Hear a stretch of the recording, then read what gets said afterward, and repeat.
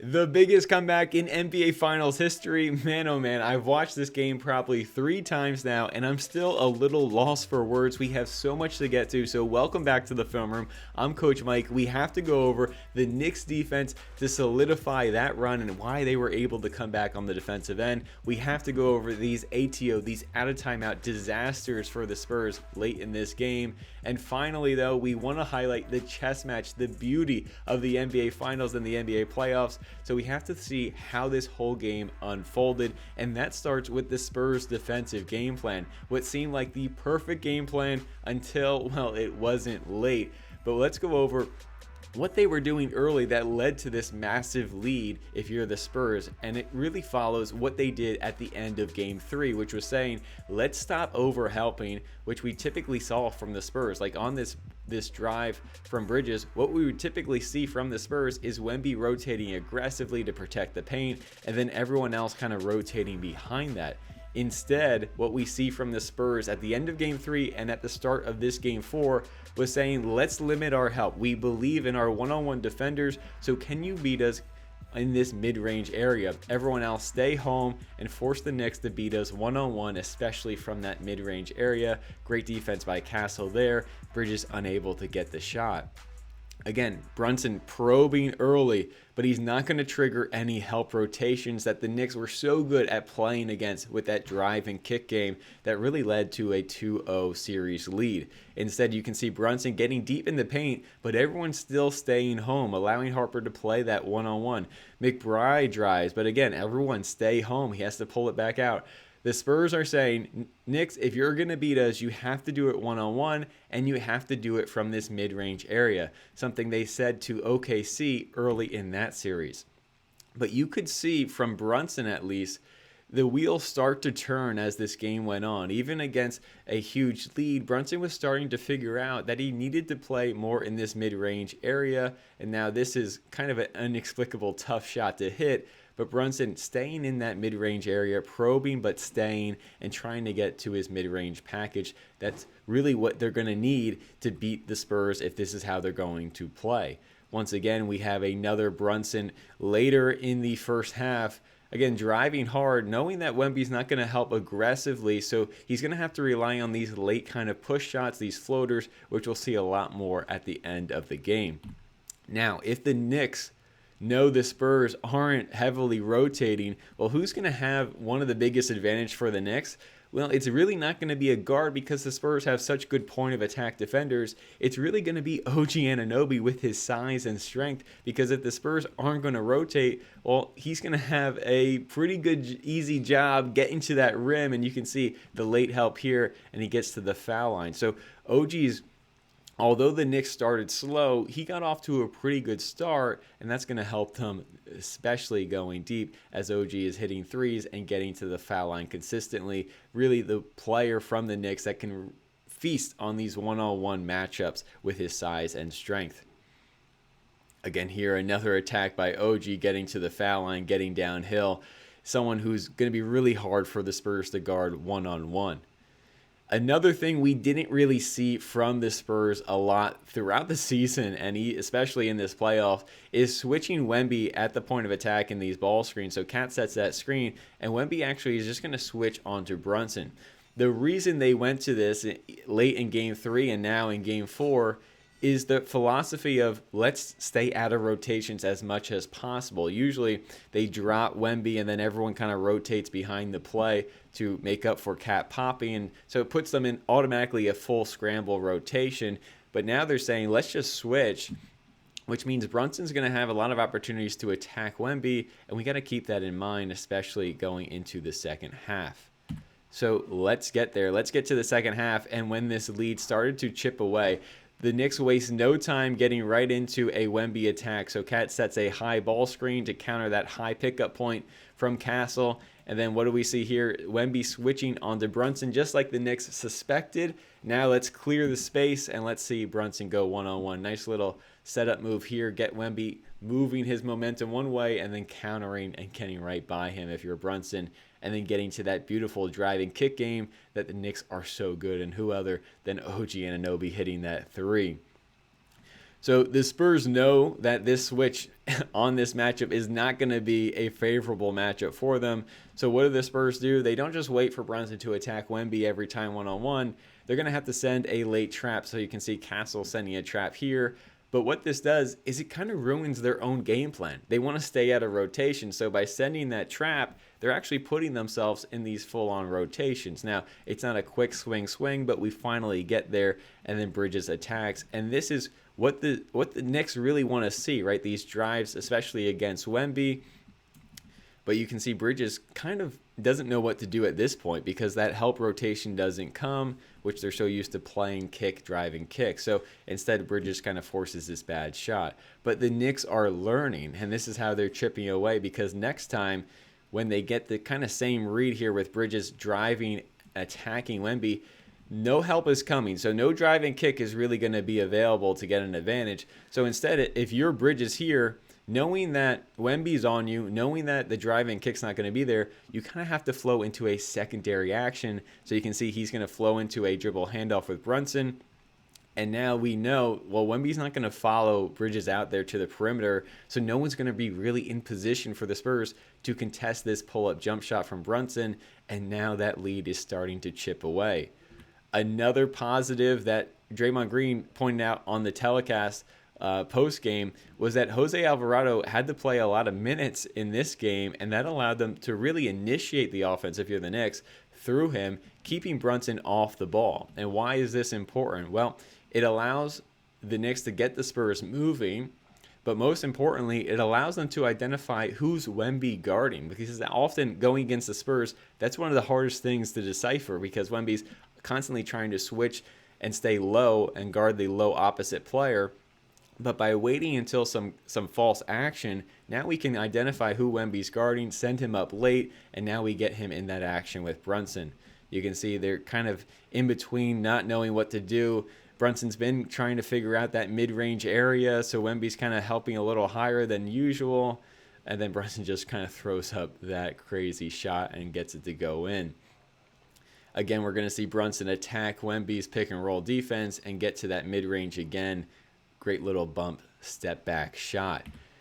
And because Brunson is starting to heat up and maybe this lead is starting to feel a little more vulnerable, it forces the Spurs to kind of adjust to Brunson and send that help a little higher, which means, well, now the lob is going to be there. So things are starting to unravel even before the fourth quarter. And if you've listened to the post-game press conferences, you could hear Wemby say it wasn't really the fourth quarter, it was earlier than that. And we're seeing that here right now with these little pieces starting to fall apart for the Spurs defense, so much so that they abandoned their man-to-man defense completely to end the third and go to a 2-3 zone. So it's not like the Spurs weren't adjusting at all. They go to a zone here, and it actually gives them some stops in a row. Actually, we get a soft trap on Brunson with the two guards at the top of the 2-3, and we get a deflection, which leads to a turnover.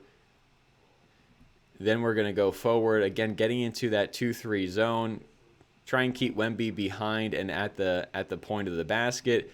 We allow ourselves to send another soft trap at Brunson to get the ball out of his hands. The rotations are a little bit more organized in our 2-3, and the Knicks are just stalling out offensively, not able to get great and decent looks because they've been relying on that mid-range and attacking Wemby, but that 2-3 zone is protecting Wemby and the rotations. Last possession of 2-3 zone here. Champagnie switching on to Brunson. Zoning up there if you're Harper and Wemby. Brunson trying to probe. Great contest by Wemby and another stop. Now, I can't tell you exactly why the Spurs got out of the 2-3 zone, but they did. They went back to their man, and actually they maintained that 15-point lead until things started to get a little haywire. Now, if you're going to make one of the biggest comebacks in NBA history, you have to rely on some variance and some tough shots to go in. And you can see that comeback, to me, really started at the 7:30 mark with Karl-Anthony Towns with this crazy three. That's your big man if you're the Knicks, hitting this crazy three. And then he follows it up the next possession by taking Wemby one-on-one and gets the tough finish. So a little 5-point spark here from Karl-Anthony Towns to spark the run. And then with the lead in single digits, it's now time for Brunson to take over the show, going one-on-one against Champagnie on the switch. Again, you can see Wemby just a little pulled out of the paint guarding OG because he's having such a good shooting night. So now that paint is a little bit more open because the Knicks really have shooters around the floor except for Josh Hart. Again, here Brunson attacking one-on-one. Wemby being pulled out by Cat and his shooting ability. So Brunson really feasting. Brunson getting it going, so much so that the Knicks are going to find even more open players because the Spurs, you can see a little ghost screen by Alvarado here, gets 2 players for the Spurs. And, of course, Brunson's been killing you, so a little bit over commitment. But then Jose, who's been huge in this game, hits that tough 3 to cut the lead to 4. And then coming down the stretch here, we have one of the actions the Knicks went to a lot down the stretch that I need to highlight because it really allowed them to get Wemby in these ball screens. So you can see Wemby always trying to guard that low opposite player so that he doesn't have to go up into action. So the Knicks are just going to send a double ball screen with 2 players on this side. So Cat's going to come up to set a ball screen, but he's just going to fake it because the point of it is just to get Vassell out of the way so that he can't switch on the Brunson. It has to be Wemby guarding the ball screen. Now they get that switch on the Brunson, which has not been a good matchup for the Spurs. So they send the trap from Castle, and now they're in rotation. And now we're playing beautiful basketball if we're the Knicks, and OG making them pay. Again, we have that same action, sending 2 guys on the same side that Wemby's on to come set the ball screen. OG not even, just kind of cutting around to get Fox out of the way and leave Wemby into the ball screen against Brunson. And then Brunson hits this killer 3 in the isolation against Wemby. So great play design from the Knicks to get Wemby constantly switched onto Brunson. It was the only way, really, that the Knicks could find a great advantage for Brunson and also put the Spurs in rotation that they've been trying so hard to stay out of. Again, I don't want to say the Spurs just didn't adjust at all because with a minute 30 to go, still with a 1-point lead, clinging to this tough lead, they go to a drop instead with Wemby. So you can see he's not going to switch, and they're going to rely on what they did normally all year, which is they're going to chase over the top. Wemby's going to be in a drop, and they're going to full rotate behind. So Castle's going to come take Karl-Anthony Towns, and then Wemby's just going to drop to who's ever open around the paint. And this puts the Spurs in a pretty good situation. This is where you want to be, holding onto a 1-point lead, 5 seconds on the clock. Castle at the point of attack on Brunson, who's been doing a great job in that matchup. But then Brunson just gets some Brunson magic to go here. And now the Knicks are in the lead. So let's back up a little bit and talk about how the Knicks got so many stops to actually stay in this game and chip away this lead. And I want to first shout out Karl-Anthony Towns because he was just great on Wemby. Wemby was a little fatigued battling Karl-Anthony Towns so much. You can see just constant deflection, constant size, constantly good one-on-one matchup if you're Karl-Anthony Towns, limiting Wemby, especially in this 4th quarter when Wemby was getting a little bit gassed for playing so many minutes as the Spurs were trying to throw that last haymaker to end the game. And then with Jose Alvarado in the roster, it also allowed them to have better point of attack defense and really ramp up the pressure. You got Jose Alvarado here, you got Josh Hart here, you got OG Anunoby here. So you got great pressure defenders if you're the Knicks, and it actually led to a lot of turnovers from the Spurs that we're not used to the Knicks defense necessarily causing, especially in the 4th quarter.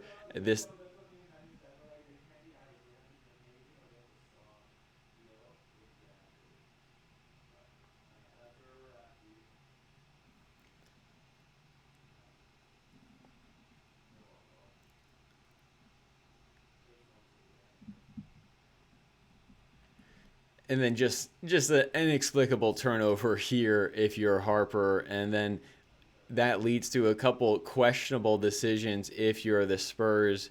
You can see here they're trying to milk some clock after taking some quick threes, and this lead really dwindling to 4 points. So they're going to go with Fox. And then the other player I have to shout out, not only Karl-Anthony Towns and those point-of-attack defenders, but OG Anunoby on Fox. Last game, Fox kind of hit a dagger or two pull-up in the mid-range against OG, and that wasn't the case tonight. OG came with a little bit more pressure on Fox. You can see there, causing him to fumble that ball and now take this, this three, and the Spurs were falling into that trap of just taking those threes because they couldn't really get anything else going against the defense and point of attack defense of the Knicks. Again, great job by OG fighting over that screen, staying attached to Fox. I don't know why Fox leaves his feet here.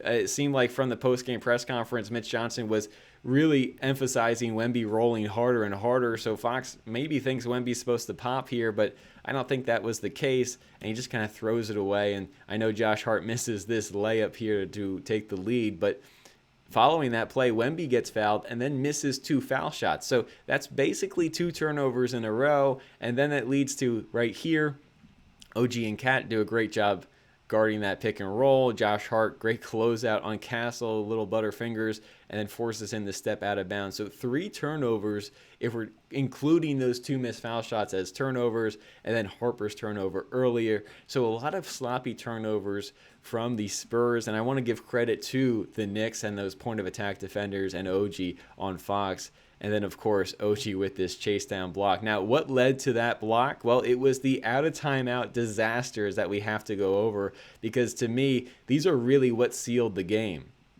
Hey, this is the halfway point in the video, and I wanted to let you know about the Lockdown Academy, because if you're serious about defense, well, I've been studying it, I've been coaching it, I've been training it for over a decade, and the Lockdown Academy is my all-in-one platform for training and developing elite defenders. It has workout programs, film sessions, drills, progressions, and more. Everything you need to become an elite defender. So if you're serious about your defense and want to transform this offseason, well, check out the Lockdown Academy in the link below.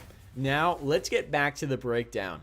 And that starts with the play that leads to that OG block, and it's definitely not a Knicks highlight, but I just want to point out what the Spurs were doing because it's going to inform our decisions and thought process of the next out-of-timeout play. So you can see Wemby on Josh Hart just being able to sit in this gap and roam. We have Castle on Cat, which the Spurs have liked in this game, and then the most important matchup in this play is going to be Vassell on Brunson, and he actually fights through all this action, stays attached, even through the ghost screen that's going to follow here by OG, and then just watch Vassell play great defense on Brunson, forces him to give the ball up, gets a little boomerang pass, has to play again, and then Wemby's going to come over from help side, almost block this floater from Brunson. He doesn't get a piece of it, but he alters it clearly enough to force the miss, and then we get this play, which the inner coach inside me is screaming at Fox just to bring it out. We have the lead. You're up with 12 seconds to go. They have to foul you. Instead, he decides to go one-on-one against OG in transition and gets blocked. And that leads to the play that, to me, will give me the biggest nightmares if I'm San Antonio's coaching staff. And it's this out-of-timeout play, 5 seconds to go. Excuse the grainy video. It's the only way I found to be able to show you the full broadcast version because all the clips will miss the most important things that the Spurs had to decide in this out-of-timeout play. Again, holding on to a 1-point lead. You can see the Spurs really aren't matched up here. They usually wait to see the formation the offense comes up into because they want to put Wemby in a spot where he will not have to switch into the action, where he can kind of just guard this player over here who's not going to be involved. He can kind of just stay here and switch everything coming towards the ball. Instead, Mike Brown or whoever draws this up for the Knicks does a great job because Shamet is at half court, and that's going to cause a lot of confusion. I mean, just watch everyone from the Spurs. They're pointing. They don't really know what they're doing. Wemby's going to say, I got Cat. And then you can see Sean Sweeney and Mitch Johnson. They don't really like that. They want Castle on Cat. And there's just so much confusion, especially with the most pivotal point in the game, 1-point lead here. You need to get a stop to win this game, basically. Castle's going to go on Cat because that's the matchup they've been rolling with. And now you got Wemby going, who the heck am I supposed to guard? Harper saying, who's guarding Shamet at half court? Finally, they make the decision to put Wemby on Bridges, and that to me is the worst possible decision they could have made here.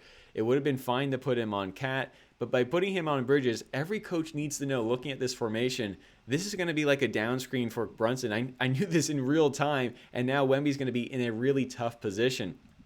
If anything, just put Wemby back on the inbounder, allow him to plug and roam, or put Wemby up here. I know you're worried about him getting pulled out by Shamet, but he doesn't need to guard Shamet at half court. He can literally stand right here. But instead, Wemby guards Bridges, and that's going to lead to this switch onto Brunson. Now, they also tried to avoid this. You can see Mitch Johnson yelling at Harper. Harper's going to go up to guard Shamet, and Mitch Johnson is yelling at him to back up, back up, back up. Harper doesn't see it. He doesn't hear it. So he's going to guard Shamet like face guarding him. Instead, Harper should have been right here, which would allow him to take this switch and keep Wemby out of it. But now we got Harper going to the corner. We got Wemby on Brunson, which is a nightmare situation if you're the Spurs. That's going to trigger Fox to go trap off of OG. And just all those things, all those dominoes that had to fall for the Spurs to end up in this situation. Such bad out-of-timeout management and matchups leads to Brunson taking the shot over the double team, and that means OG is wide open off that trap and gets that tip in. So just really a calamity for the Spurs, and something that will definitely haunt their coaching staff with those decisions there. And then last but not least, the game wasn't over. There's 1.2 seconds on the clock. This is a beautiful out-of-timeout play by the Spurs, so a little redemption here. This is going to be like a fake elevator screen, which we've seen Eric Spoelstra and the Heat run for Vassell here, but it's actually going to end up in a fake elevator screen and then a back screen for Castle coming off Wemby. And then Mitch Johnson also said they had the option of Wemby going this way and shooting kind of a shot over his right shoulder. Instead, who saves the day but Karl-Anthony Towns with a deflection on the inbounds for what would have been probably a dunk or finish here by Castle, and really a damper for the MSG crowd. But Cat gets just a fingertip on it, which gets the deflection. That ball doesn't quite get there. It's fumbled, and now the Knicks have just pulled off one of the most improbable comebacks in NBA history. So this series might be over a little bit. It seems like the Spurs don't have too many options because of just how things unraveled, but I'm sure they'll respond going into Game 5 coming home. Again, I still feel a little lost for words, but hopefully that's a little bit more context than just some great shot making by Brunson, which it clearly was, or some great shot making by OG, or an incredible tip in play. A lot went into that comeback, and that's why the Knicks are one game away from winning the NBA championship. Thanks for watching. Make sure to like and subscribe. We have more breakdowns coming. As always, I'm Coach Mike with Lockdown Defense. Keep up the hard work.